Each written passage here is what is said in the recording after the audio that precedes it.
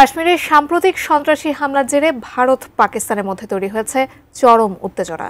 হামলার জন্য সরাসরি পাকিস্তানকে দায়ী করেছে ভারত। পাল্টা প্রতিক্রিয়াও পাকিস্তানও দিয়েছে ঠান্ডা মাথার কঠোর হুঁশিয়ারি। পাকিস্তানের পক্ষ থেকে স্পষ্ট জানিয়ে দেওয়া হয়েছে, পাকিস্তান যুদ্ধ শুরু করবে না, ভারত করলে দেয়া হবে কঠোর জবাব। বিস্তারিত শিহাব ইসলামের ডেস্ক রিপোর্টে। কাশ্মীরে সাম্প্রতিক সন্ত্রাসী হামলার জেরে ভারত পাকিস্তান সম্পর্ক নতুন করে উত্তপ্ত হয়ে উঠেছে। এরই প্রেক্ষিতে ভারতকে ঠান্ডা মাথায় কঠোর হুঁশিয়ারি দিয়েছে পাকিস্তান। বুধবার ৩০ এপ্রিল ইসলামাবাদে এক যৌথ সংবাদ সম্মেলনে পাকিস্তানের উপপ্রধানমন্ত্রী ও পররাষ্ট্রমন্ত্রী ইসহাক দার স্পষ্ট ভাষায় বলেন, পাকিস্তান নিজে থেকে কোনো উত্তেজনা সৃষ্টি করবে না, তবে ভারত যদি পরিস্থিতি উত্তপ্ত করতে চায় তাহলে উপযুক্ত ও কঠোর জবাব দেওয়া হবে। এ সময় তার সঙ্গে উপস্থিত ছিলেন পাকিস্তানের আন্তঃবাহিনী জনসংযোগ পরিদপ্তরের মহাপরিচালক লেফটেন্যান্ট জেনারেল আহমেদ শরীফ চৌধুরী এবং পররাষ্ট্র মন্ত্রণালয়ের মুখপাত্র শফাকাত আলী খান।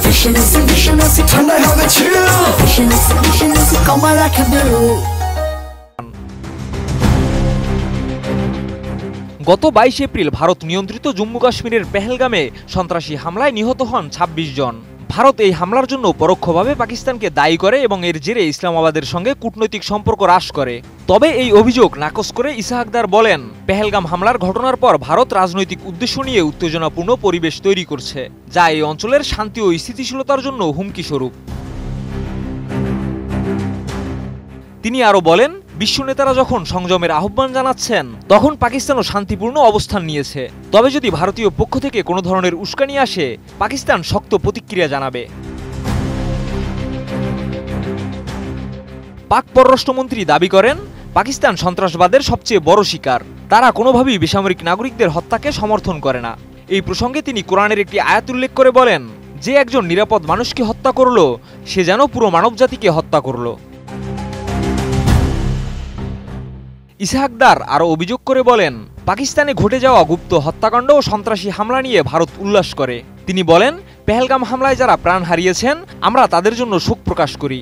পাকিস্তান যেহেতু নিজেই সন্ত্রাসবাদের শিকার, তাই এমন ঘটনায় আমাদের উদ্বেগের কারণ অন্য যে কোনো দেশের চেয়ে বেশি।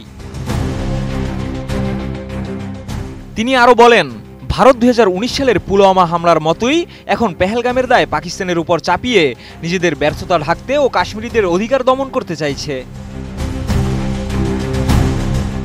শিহাব ইসলাম, এটিএন নিউজ।